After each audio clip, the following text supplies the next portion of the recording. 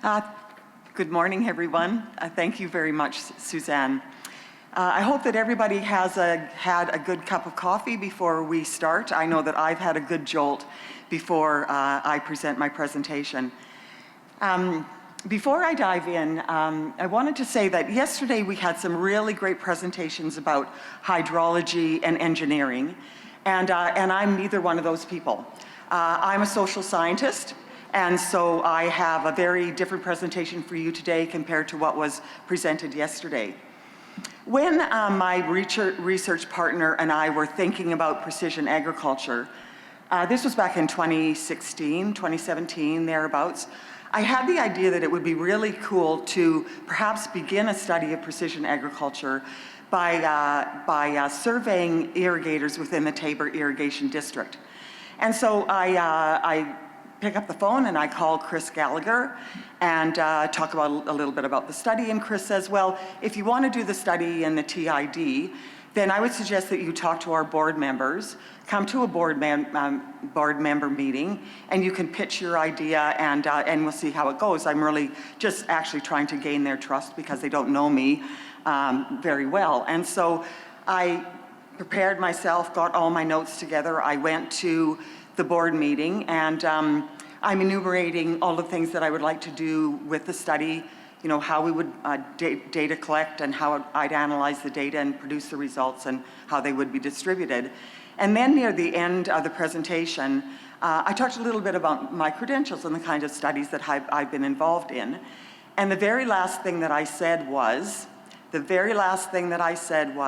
I worked on the economic value of irrigation study in 2015. And their eyes, they were wide open, and they sat up and they looked at me, and one of the board members says, why didn't you say that from the beginning? That was a great study. You didn't have to tell me all of those other details. We trust you if you've worked on a study like that, and we're happy to support you in the precision agriculture study. And that's how we went with it. So that was kind of a fun story. I talked to Chris Gallagher yesterday and said hi to Chris and want to thank Chris for what he did in terms of facilitating that study, and also to thank Terrence Lazarus at the SMRID at the time, and Richard Phillips with the Bow River Irrigation District. You'll see that we have 3 irrigation districts involved in this study. So when we talk about precision agriculture, as you know, what we're talking about is inputting technological advances in terms of managing our inputs into crop production in order to decrease inputs as well as increase profitability and increase production. So what we're not talking about is what has happened to this little guy, where he says, I think those seeds I planted were duds. This is a far cry from what we're talking about when we talk about precision agriculture. So getting back to the study itself, indeed we went ahead and we surveyed the Tabor Irrigation District in 2018 and the Bow River and the St. Mary River Irrigation Districts in 2019. So a couple points about the Tabor Irrigation District study. First of all, when the results came out, the results were actually presented at this conference in 2019. So I was actually here, probably in this same room, presenting the results of the study. And so for those of you who are at that conference, if you see that some of these results are familiar to you, you're not in the twilight zone, you didn't drink too much last night, we're okay, you know, some of it might just be a little bit familiar. The second thing is that when the report of that study came out, it was picked up by the media and it was distributed widely across Canada. So there was a great interest in the results, up to the point where I was interviewed by BNN Bloomberg. So great interest in the study and its results, I think partly because precision agriculture relates to sustainability. And we all should be interested in sustainability. Everyone here, I'm sure, is, and we've talked about it quite a bit already in this conference. So that was really good that the study got a lot of press from mainstream media. And then after the Bow River and the St. Mary River Irrigation District studies were done, we put all of the data together. We ran some fairly advanced statistical analysis, and we developed a paper which was ultimately produced in the Journal of Rural and Community Development in 2021. It takes a few years for studies come out in printed form in academic journals. So then again, we had wide distribution of the results of our study through the academic community. And in fact, this is an online resource, and so anyone can go and find this paper. It's very statistically heavy, and so if you like the statistics, you might enjoy reading the article. Otherwise, it's good bedtime reading. So anyway, happy with that. But today what I want to do is I really want to provide just very basic, simple data. There isn't anything fancy about what I'm presenting today, and I don't want to bore you with statistics. And so there's only a few charts that I want to show you. But I want to go through a couple of things, and that is the extent of the adoption of precision agriculture, what technologies are being adopted, the effects on inputs as well as the effects on production. What are the motivators for producers actually adopting precision agriculture? What crops precision agriculture is being applied to? And also there's producers out there that aren't adopting PA, and what are the reasons why? So in terms of the participation rate, the percentage of producers that filled out our survey were between 27% and 12% across the 3 irrigation districts. And so these types of figures are not uncommon. This is the kind of response rate that we would expect. I think the Taber Irrigation District was quite high at 30%. But a caveat that I want to say about how to interpret the data is that we can't extrapolate this information to the entire irrigation population in those districts. We can't say that everybody is doing this. What we can say is that the data really are indicators of what might be happening out there. So just have to be careful about what we're talking about here. So when we started this study, we pulled together 20 different precision agriculture technologies with the help of Farming Smarter, who we were working with at that time. So these 20 technologies were then categorized into basic, soil mapping techniques, and data management. We also had Wilhelmina Pels look at those technologies, and she actually tweaked some of them so that we're talking specifically about precision agriculture as relates to irrigation. So I thank Wilhelmine for her assistance as well with that. So I'm not going to go through these 20 technologies, but suffice it to say, a few kind of the flavor of what we're talking about is under basic technologies, we're talking about yield mapping, variable rate fertilization application, variable rate irrigation application, some soil mapping techniques including terrain mapping, electric connectivity mapping, and satellite imagery. Data mapping, we're looking at studying and analyzing yield data, developing dynamic water management zones, using precision agriculture for on-farm research. So we do know that precision agriculture produces a lot of data, and you can analyze that data to any lesser or large degree that you really want. So in terms of adoption rate, the question was, how many producers adopted at least one of these technologies? And for Taber, it was 81%, Bow River 82%, and St. Mary River 72%, about 10% less.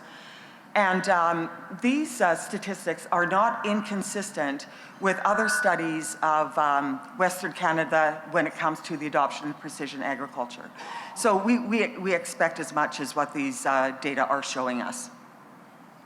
The next thing we looked at was the average number of technologies being adopted. So for Taber, it was on average 5, Bow River 4.7, so very close, and St. Mary River 3.3. And consider too that these surveys were from 2018 and 2019, so you can expect that these numbers are probably quite a bit higher. And one of the things that we might want to do in the future is actually repeat this survey and see how many and what kinds of precision agriculture are being adopted now a few years later. Then we looked at adoption by category, so across that basic, soil mapping, and data management across those 3 categories in terms of the percentage of the total. And so the basic category accounted for half of the precision agriculture technologies that were being adopted. Soil mapping and data management comprise the other 50%, split almost 50-50 between those two categories. And across the 3 irrigation districts, the results are fairly common, so nothing really too drastic when we look at the data there. Then we looked at what are the 5 technologies being adopted out of those 20 that I talked about, and perhaps not surprising is that the most common one is auto steer technology, because virtually every tractor and combine these days that you buy has auto steer. Across all 3 irrigation districts, another commonality was studying and analyzing yield data, and all that data that's being produced by precision agriculture. And third is the use of satellite imagery. And we know that satellite imagery are really good techniques in order to monitor the development of crops, able to apply those inputs more precisely, and a good piece of technology there for sure. Then we looked at what are the effects on production in terms of the percentage annual increase in crop yield and crop quality. So crop yield between 18% increase and 25%. I think that those increases are really quite significant and quite startling. This is what the producers were telling us.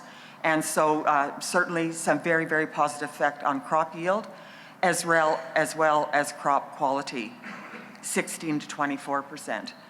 Another thing that I thought was interesting is that the SMRID had the highest percentage increase in both, although the SMRID had the lowest number of technologies that were being adopted. What might be happening there is that the producers are adopting fewer technologies, at least at that time, but maybe they're applying them very intensely. So SMRID there stands out a little bit.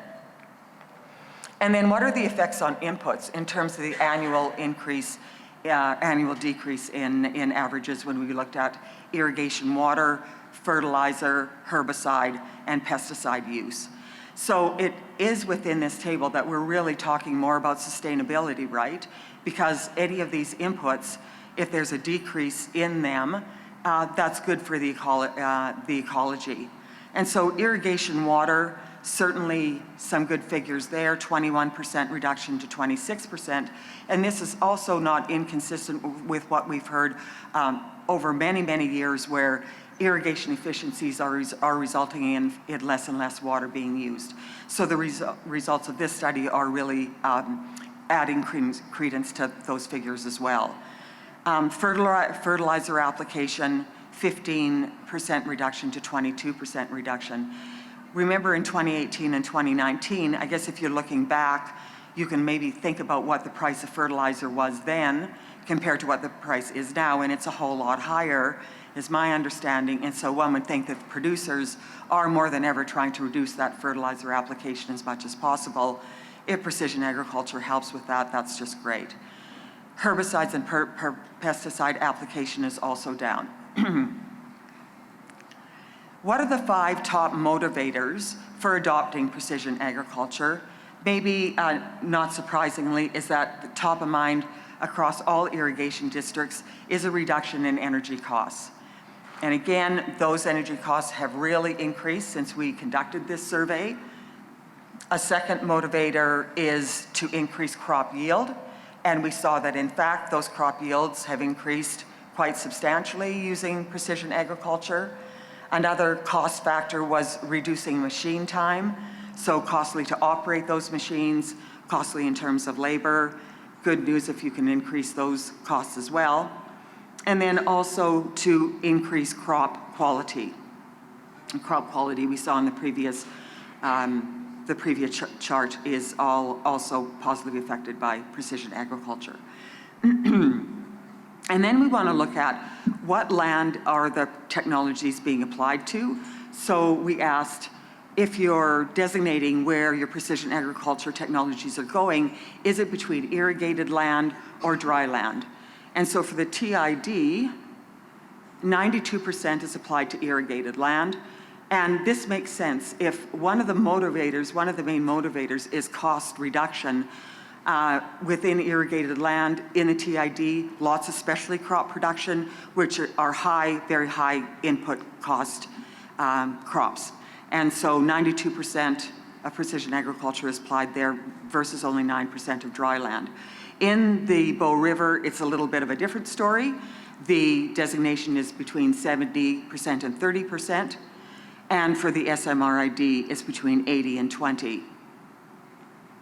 So next, when we look at crop types, you know, what kinds of crops in terms of specialty crops, cereals, oilseeds, and forages are precision agriculture technologies being targeted to? Within the TID, where there's a lot of irrigated land being used for precision agriculture, 86% is for specialty crops. Within the BRID, that's a little bit of an anomaly, I think, because 48% is applied to specialty crops, 43% is applied to oilseeds. But then when you look at the oilseeds acreage, oilseeds are only 8% of total acreage. So they're applying precision agriculture quite specifically on a small amount of acreage in terms of those oilseed acreages. And then for the SMRID, again, about 0.5% is applied to specialty crops, but the other half is almost evenly divided between cereals, oils, oilseeds, and forages. Again, just want to emphasize, when I said earlier, these results can't be extrapolated for every irrigator. It's just an indicator of what we think might be happening out there. So there may be some anomalies in this data. I'm not sure. Just want to add that caveat. And then finally, what are the reasons for non-adoption? So there are 3 sets of reasons. I'm not going to go in detail into each of these pie graphs, but basically it's like 30-30-30 split. The first one is that some producers find that their operations are too small. We know that precision agriculture technologies can be costly, and you want to achieve economies of scale in terms of applying those technologies across a number of acres. So their operations are too small for the economics to work. Secondly, there's high investment costs to some of them in order to be adopted. And then third is another category, which includes some farmers believe that the precision agriculture technologies are too complex, that they are incompatible with the machinery that they already have, and we've heard that a few times. And as well, that there's a time commitment to learning something new. So I don't know if you're like me, but when it comes to all new technologies, and we're basically just talking about phones, I know nothing about my own cell phone technology compared to what my kids know. And so I'm a little bit of an outlier myself when I think about how little I know compared to them. So I can see that, you know, with precision agriculture, there's a learning curve. Some people aren't that interested in learning that and spending that time. So finally, just wrapping up, is that a few observations. We can see that there are cost savings that are the main motivator for adopting these technologies. Secondly, is that the technologies are being applied to specialty crops, by and large at least half of the crops out there, more for some irrigation districts. And these are crops that have very high input costs, so it does make sense. And then finally, in pulling into everything together when we're talking about sustainability, is that environmental benefits are being seen through a reduction in those inputs across the board when we look at irrigation water, fertilizer, herbicides, and pesticide use. And that is the conclusion of my presentation. And if there's any questions, I'd be happy to answer.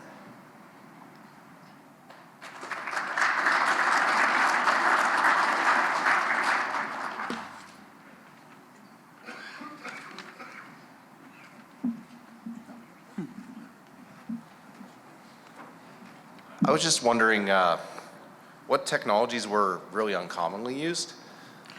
Uncommonly used. Yeah, like. Yeah, I would find that hard to answer. We did that study a few years ago, and I would actually have to go back and familiarize myself with the data. Since there was 20 technologies out of the 20, I honestly can't say. I could find that answer for you, but yeah, I don't know. I'd have to refamiliarize myself with that data. And like, I don't know if you had got to that level of detail, but what was kind of the best return on investment for producers for the precision agriculture? I would probably say auto steer technology. Yeah. Okay. Yeah. Thanks. Okay, thank you.